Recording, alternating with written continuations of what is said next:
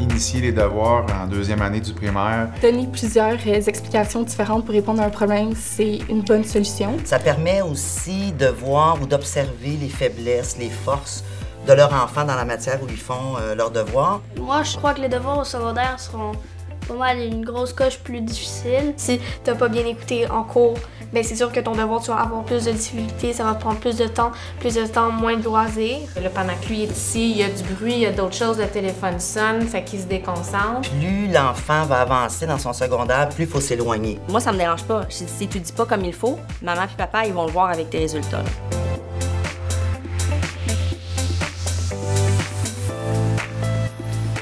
Cette semaine à l'émission, nous abordons un sujet qui divise les points de vue, les devoirs. Sont-ils toujours d'actualité? Quel est leur impact réel sur la réussite scolaire? On fait le point avec notre orthopédagogue et une jeune enseignante impliquée dans l'aide aux devoirs. Elles nous parleront entre autres de la transition qui s'opère entre les devoirs du primaire et ceux du secondaire. Nous nous rendons aussi chez des familles pour en parler avec eux. Rendez-vous dès maintenant sur duprimaire-au-secondaire.ca. Bienvenue à tous! Est-ce que vous pourriez nous expliquer à quoi servent les devoirs à la maison? Pour l'élève, dans le fond, les devoirs à la maison, ça permet d'assimiler la matière qu'ils ont vue en classe. Ça permet aussi, lorsqu'ils ont leurs devoirs à la maison, de cibler leurs difficultés pendant les activités qu'ils font. Puis je dirais aussi que les devoirs, ça permet à l'élève de se responsabiliser, à développer une autonomie, une gestion de son temps également, puis une gestion de son agenda. Je pourrais rajouter que pour le parent, les devoirs et les leçons, qu'est-ce que ça fait? Bien, ça permet de suivre l'évolution de leur enfant, puis ça permet de transmettre des valeurs d'effort, de persévérance. Puis, est-ce qu'il y a un impact positif, justement, au fait de faire des devoirs à la maison? Bien, moi, je pense qu'il y a un impact positif, ça c'est certain. Avec l'expérience que j'ai, je peux vous dire que les élèves qui font pas leurs devoirs ou qui ont beaucoup de devoirs non faits dans une matière en particulier ont souvent des résultats qui sont extrêmement faibles. Par contre, je le sais que c'est souvent des moments de dispute. En tout cas, il y a beaucoup de familles où ça devient, le temps des devoirs et des leçons, un moment de dispute, de discorde. Il y a beaucoup de parents qui trouvent qu'il y a beaucoup trop de devoirs. D'autres parents, par contre, si l'enseignant ne donne pas des devoirs, bien, les parents sont comme inquiets, ils se demandent pourquoi. Si je reviens au fait de comment on peut s'organiser pour qu'il n'y ait pas de stress, pas d'anxiété, je pense que la première chose à faire, il faut avoir une routine. Il faut que le parent ait un moment de rencontre avec le jeune ou en tout cas un moment, un temps spécifique pour faire les devoirs et des leçons.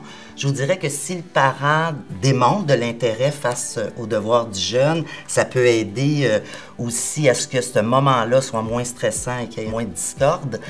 Et puis l'autre chose aussi, il faut que les parents sachent que les études démontrent qu'un jeune a une capacité d'attention soutenue. On dit que c'est à peu près leur âge plus 2 minutes.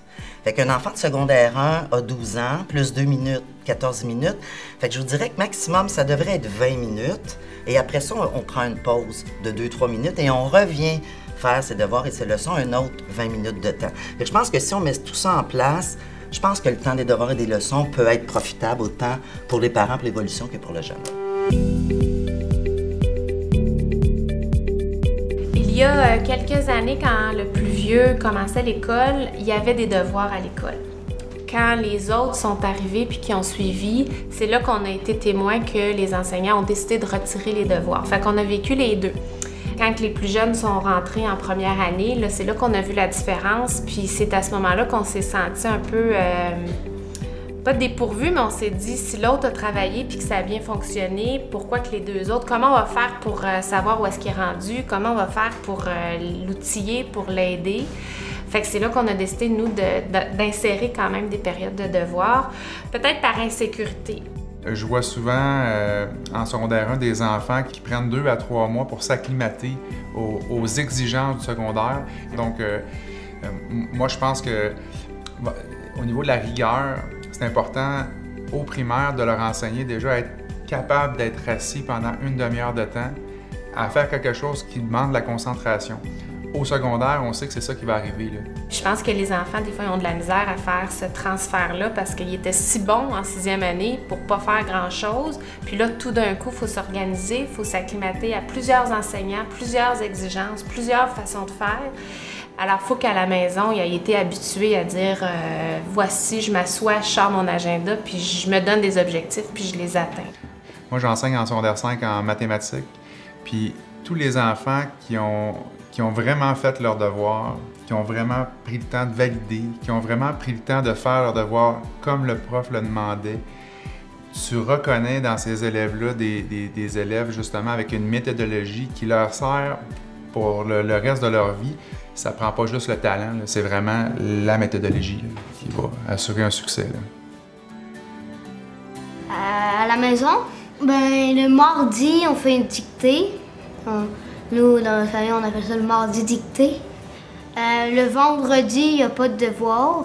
C'est la fin de semaine, alors il n'y a rien. Et le reste des jours, c'est surtout des sites éducatifs comme NetMath, rendu en ligne. C'est ça. Sauf que parfois, maman nous a acheté des cahiers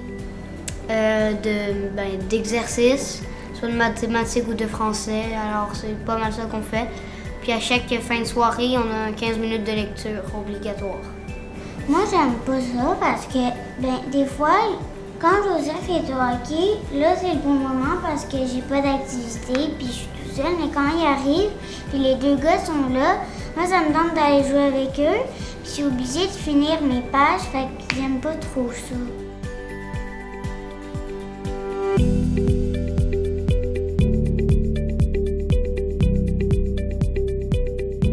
Quelle est la différence, en fait, entre le devoir qu'on voit au primaire et le devoir qu'on voit au secondaire? C'est le temps.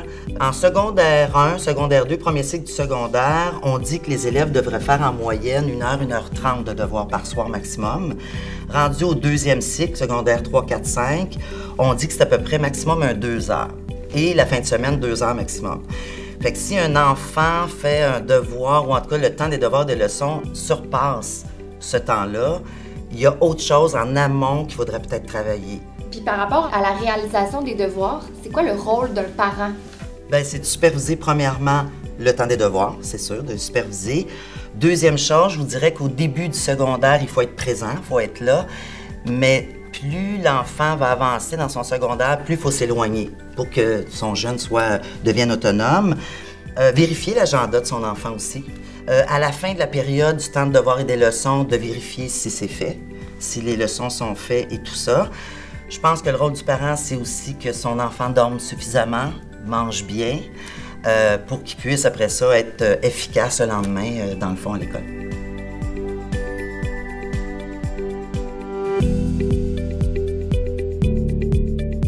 Pour cette année, les devoirs, j'ai commencé à essayer de laisser Florence les faire plus toute seule. Je la fais installer à la table de la cuisine pendant que je prépare le souper. Puis, je lui dis, là, tu révises, puis tu regardes tes affaires, tu te poses des questions, tu lis à voix haute. Si tu as des questions pour faire quelque chose, là, tu me fais signe, puis je vais y aller. Donc, on essaie ça pour cette année, parce que là, je dis 4e année, tu commences à être un peu plus grande, plus autonome, tu t'occupes de tes devoirs. Mais faut pas que je sois loin. Parce que Florence est facilement dérangée, surtout par son petit frère de 5 ans. Fait que c'est sûr que les premières semaines, il y a de l'ajustement. Comme je dis, là, on développe tranquillement l'autonomie des devoirs seuls. On verra ce que ça va donner rendu au secondaire. J'aime ça faire des maths, mais j'aime pas ça faire mes mots. Puis quand je suis fatiguée, puis ça fait longtemps qu'on fait des devoirs, puis comme je dois encore faire des devoirs, j'aime pas ça parce que j'ai envie de passer du temps sur mon téléphone. Je suis un peu craintive. Je suis un peu craintive avec l'arrivée du secondaire qui va être comme dans 2 ans et demi, là, parce que c'est sûr que ça va être peut-être plus facile quand elle va être plus grande de garder plus de temps attentive, mais pour l'instant, là, au bout de 20 minutes, une demi-heure, là, je peux plus trop y tirer. Des fois, j'ai envie de faire mes devoirs parce que comme ça, je les fais, puis j'en ai plus, je m'en débarrasse. Des fois, j'ai pas envie, mais je suis obligée quand même. Après le souper, puis avant le souper. Chez ma mère, je les fais toute seule. Chez mon père, il est avec moi, mais des fois, il s'occupe des mails aussi.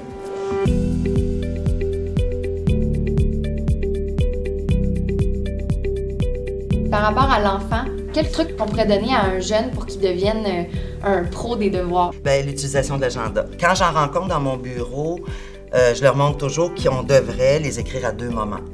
Je vous donne un exemple. Si l'enseignant vient dire en ce moment qu'on a un devoir à faire pour dans 2 jours, le jeune devrait écrire à la date en ce moment le devoir qu'il a à faire et il devrait aussi le réécrire à la date de la remise pour ne pas l'oublier. Autre truc aussi, les jeunes ont tendance à rien écrire s'il n'y a pas de devoir à faire. Moi, je suggère que le jeune écrive aucun devoir à faire pour pas qu'il y ait d'oubli. D'afficher dans sa case aussi la liste de matériel, parce que souvent, les jeunes, surtout au premier cycle, vont arriver à la maison, ont écrit le devoir, mais le matériel ne suit pas, ils l'ont oublié. Autre chose aussi, c'est peut-être d'afficher sur le frigidaire l'horaire de la semaine, l'horaire des cours, mais aussi un horaire là, de la semaine avec les différents devoirs écrits.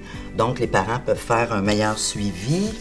Je pense que le jeune, il faut qu'il comprenne, rendu au secondaire, que c'est assez de faire les devoirs dans la cuisine où il y a des distractions. Je pense que c'est le temps que le jeune ait son endroit sans distraction. Plusieurs jeunes me demandent s'ils devraient écouter de la musique. Oui, une musique douce. Il ne devrait pas avoir de paroles, surtout quand on est en train d'étudier, donc que le cerveau se concentre sur ce que je suis en train d'étudier, alors de la musique douce. Et l'autre chose aussi, ce que j'aurais le goût de dire, c'est de maximiser le temps que les enseignants donnent en classe. Plusieurs enseignants vont donner les 10 dernières minutes, 15 dernières minutes du cours pour que le jeune commence ses devoirs. Souvent, les jeunes ont tendance, surtout en secondaire 1, de ne pas maximiser ce temps-là parce qu'ils savent qu'à la maison, ils vont faire des devoirs avec leurs parents. Donc, de pousser le jeune à faire ça. Et la dernière chose, si ça devient, comme je disais tantôt, un moment de discorde, un moment de dispute et tout ça, de peut-être s'inscrire au service d'aide aux devoirs que la plupart des écoles offrent là, dans leur milieu.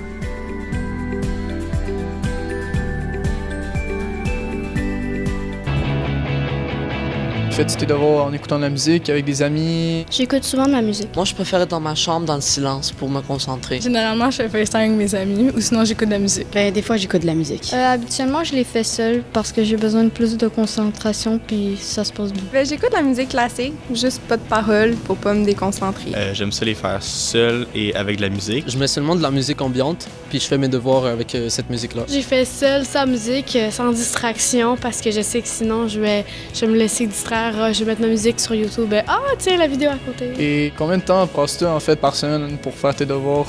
Je passe environ 2 heures par semaine. À peu près 5 heures par semaine. Environ 2 heures. C'est dur à dire. Je dirais entre 1h30 et 2 heures. 1 heure par jour. 5 heures par semaine. À peu près 2 heures par semaine. Environ 2 heures quand je suis productive. 6-7 heures par semaine. Ouf.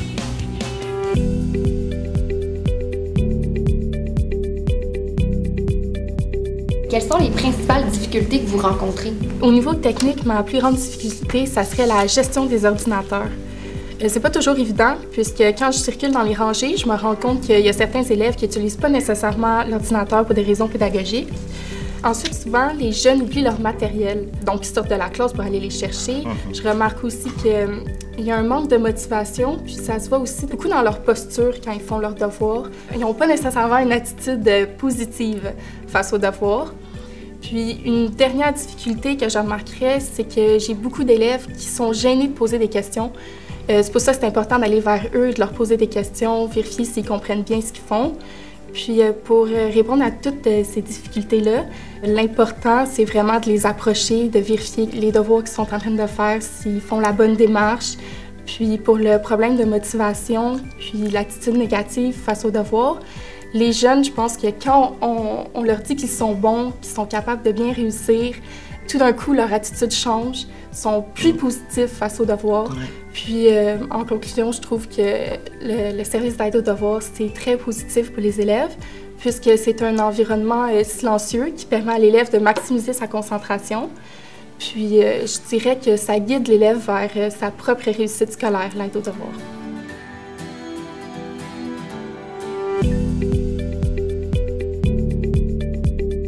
À vrai dire, faire les devoirs avec notre enfant, c'est pas quelque chose qu'on a fait souvent. Fait qu'à vrai dire, on se sent comme un peu comme des parents indignes, dans le sens que souvent, c'est un enfant qui va bien à l'école, qui est très discipliné de par elle-même. Donc, elle fait ses devoirs, elle sait ce qu'elle a à faire, nous, on valide. Fait qu'on fait certaines validations, puis elle sait qu'on est là s'il y a un besoin.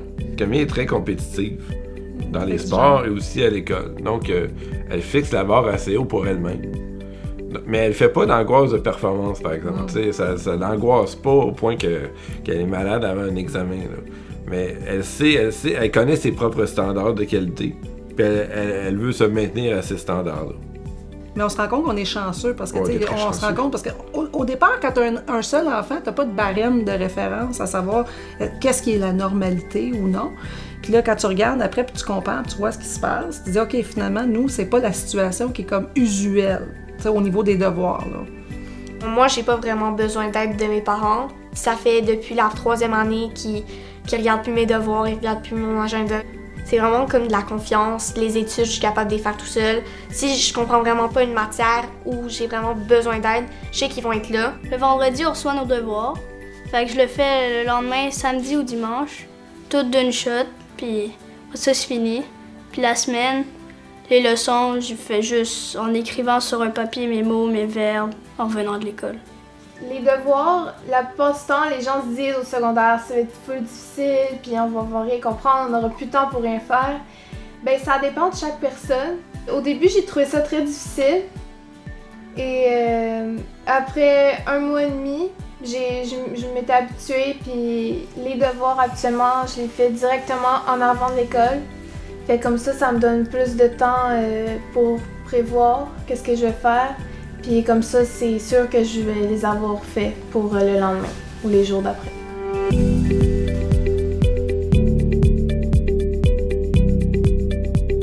Est-ce que c'est vrai de dire que dans chaque famille, la réalité des devoirs peut être complètement différente?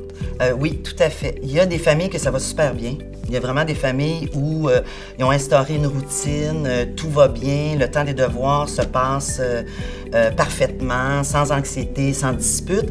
Mais tu as d'autres familles que c'est complètement le contraire, où ça devient des moments stressants. Je vais donner moi-même ma réalité. Moi, j'ai 2 fils. Avec mon plus vieux, c'était extrêmement facile. On l'installait très jeune, même au primaire, dans sa chambre.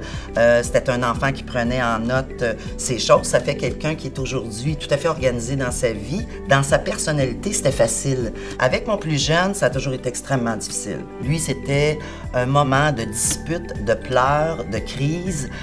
Donc, lui, on l'assoyait un peu plus dans la cuisine dans le temps de son primaire pour pouvoir vraiment être avec lui, le supporter, l'encourager. Fait que oui, c'est différent d'une famille à l'autre, mais je vous dirais que même dans une même famille, ça peut être différent d'un enfant à l'autre, dépendant de la personnalité, dépendant du type d'enfant qu'on a.